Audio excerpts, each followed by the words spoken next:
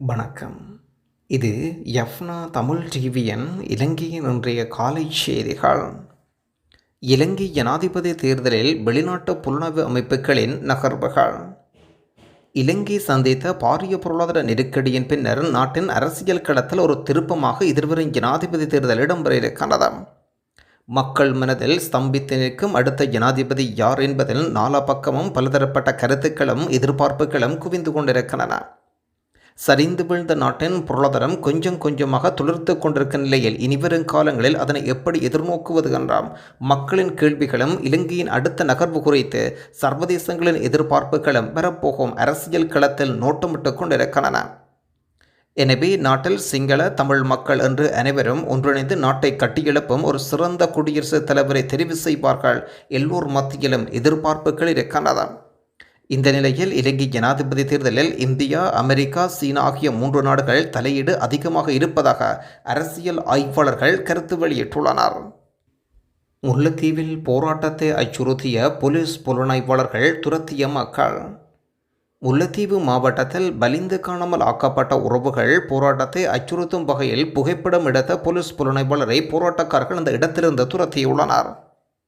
யுத்தம் நெருபடைந்த நாள் தொடக்கம் தமது உறவுகளுக்காக நீதி கோரி போராடி வரும் பலிந்து காணாமல் ஆக்கப்பட்ட உறவுகள் முல்லைத்தீவு மாவட்டத்தில் தொடர் போராட்டத்தில் ஈடுபட்டு வருகின்றனர். இந்த போராட்டத்தில் காணாமல் ஆக்கப்பட்ட உறவுகள் முன்னாள் வடமாகாண சபை உறுப்பினர் துரைராசா ரவிகரன், சமூக செயற்பாட்டாளர் என்று பலரும் கலந்து கொண்டனர். இவ்வாறான தொடர் போராட்டத்தில் ஈடுபட்டு வரும் பலிந்து காணாமலாக்கப்பட்ட உறவுகள் போராட்டங்களை இராணுவத்தினர், போலீசார், சிவில் உடை தரித்த புலனாய்வாளர்கள் போன்றோர் போராட்டத்தில் கலந்து கொண்டவர்களை புகைப்படங்களை எடுத்து அச்சுறுத்தும் வகையில் செயற்பட்டனர். இந்த நிலையில் இன்று போராட்டத்தில் பங்கேற்பவர்களை புகைப்படம் எடுத்தும் அச்சுறுத்தும் முயற்சியில் ஈடுபட்ட சிவில் உடை தரித்த போலீஸ் புலனாய்வாளர்கள் துரத்திய போதும் மீண்டும் வீதியோரத்தில் நின்று புகைப்படம் எடுத்து அச்சுறுத்தும் விதமாக செய்யப்பட்டனர். கனடா செல்ல காத்திருந்த இளைஞனின் உயிரிழப்பு விசாரணை அறிக்கையில் திடுக்கிடும் தகவல்கள். வவுனிக்குளத்திலிருந்து சடலமாக மீட்கப்பட்ட இளைஞன் கழுத்து நெரித்து நெரிக்கப்பட்டு கொலை செய்யப்பட்டுள்ளார் என்று முதல்கட்ட விசாரணை சொல்லப்படுகின்றது. வவுனிக்குளத்திலிருந்து சடலமாக மீட்கப்பட்ட இளைஞன் கழுத்து நெரிக்கப்பட்டு கொலை செய்யப்பட்டுள்ளார் என்று முல்லைத்தீவு மாவட்ட சட்ட வைத்திய அதிகாரி வழங்கிய அறிக்கையில் சொல்லப்படுகின்றது. முல்லைத்தீவு யோகாபுரம் மல்லாவி பகுதியைச் சேர்ந்த ஆனந்தராசா சஜீவன் வயது 27 என்ற இளைஞனே வவுனி குணத்திலிருந்து சடலமாக மீட்கப்பட்டிருந்தார். இரவு சுமார் 20 லட்சம் ரூபாய் பணத்துடன் யூகபுரத்திலிருந்து பாண்டிக்குளம் சென்ற குறித்த இளைஞனை காணவில்லை என்ற உறவுகள் தேடிய நிலையில் வவுனிக்குளத்தில் சடலமாக மீட்கப்பட்டிருந்தார். இந்த நிலையில் சம்பவ இடத்துக்கு வருகை தந்து உடலை பார்வையிட்ட முல்லைத்தீவு நீதிமன்ற நீதிபதி மக்ரோஸ் உடலத்தை உடல்கூற்று பரிசோதனையின் பின்னர் உறவுகளிடம் ஒப்படைக்குமாறு அறிவித்திருந்தார்.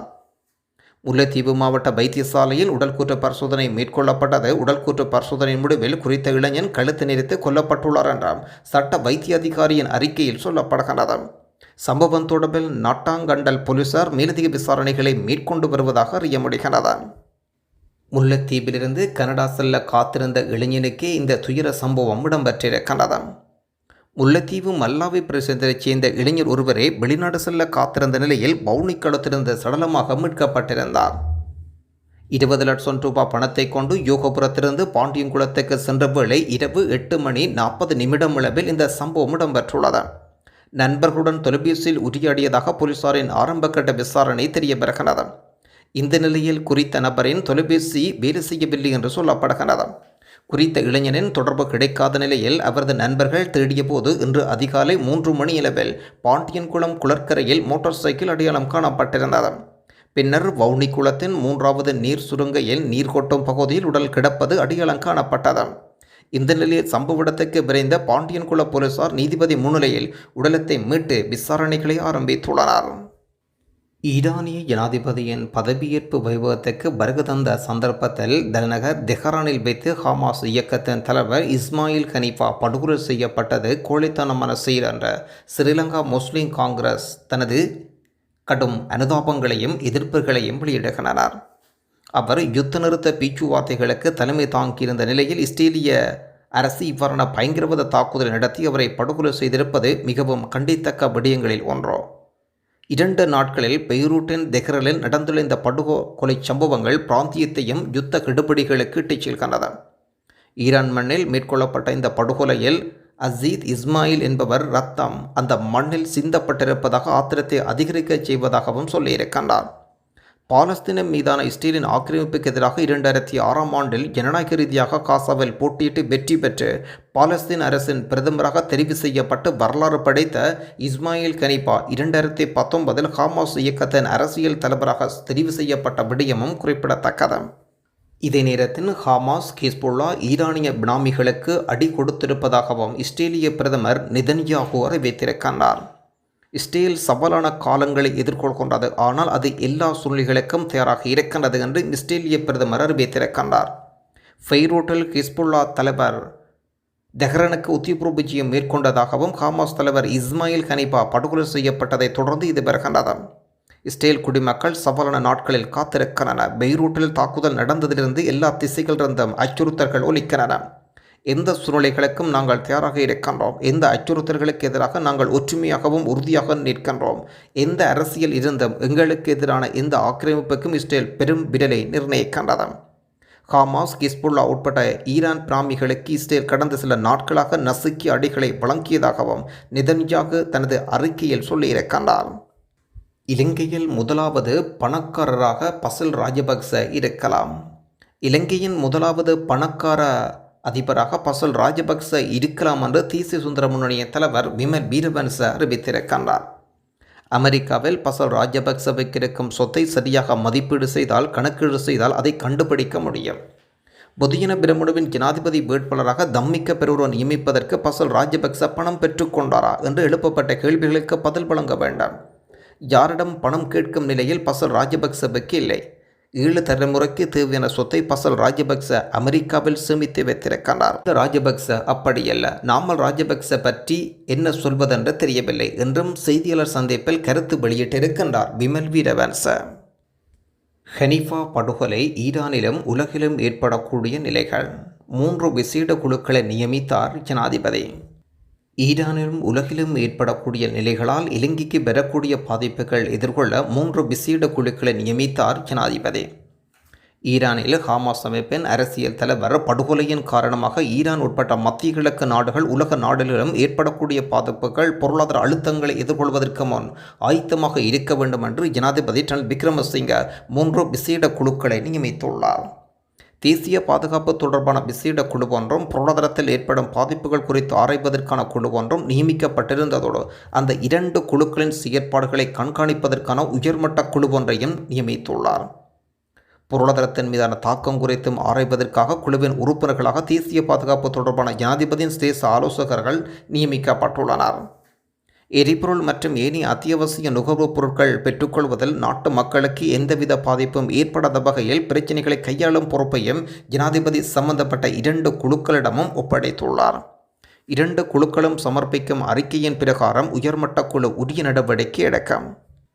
துப்பாக்கிகளுடன் கை செய்யப்பட்ட மௌலவியை பயங்கரவாத தடுப்பு பிரிவினரிடம் ஒப்படைக்க நடவடிக்கை.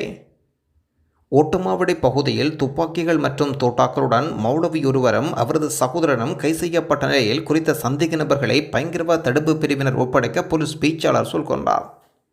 இராணுவ புலனாய்வு பிரிவிற்கு கிடைத்த ரகசிய தகவலின் அடிப்படையில் போலீஸ் விசேட அதிரடிப்படையினரால் மேற்கொள்ளப்பட்ட சுற்றிவளைப்பின் போது சந்தேக நபர்கள் கை செய்யப்பட்டனர். அவர்களிடமிருந்து T-56 ரக 2 துப்பாக்கிகள், 2 மெகசின்கள், 60 தோட்டாக்கள், தொலைநோக்கிகள் மற்றும் வாள் ஆகியவை கைப்பற்றப்பட்டன. குறித்த மௌலவி நாவலப்பேட்டை பிரதேச மதராசா ஒன்றில் கடமையாற்றியவர் என்றும் விசாரணையில் தெரிய வருகிறது.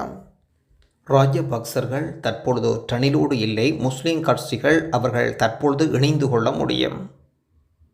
ராஜபக்சர்கள் தற்போது ரணிலோடு இல்லை என்றும் முஸ்லிம் தமிழ் கட்சிகள் அவர் தற்போது இணைத்து கொள்ள முடியும் என்றும் பொதுஜன பெரமுன கட்சியின் தேசிய அமைப்பாளர் நாமல் ராஜபக்ச குறிப்பிடுகின்றார்.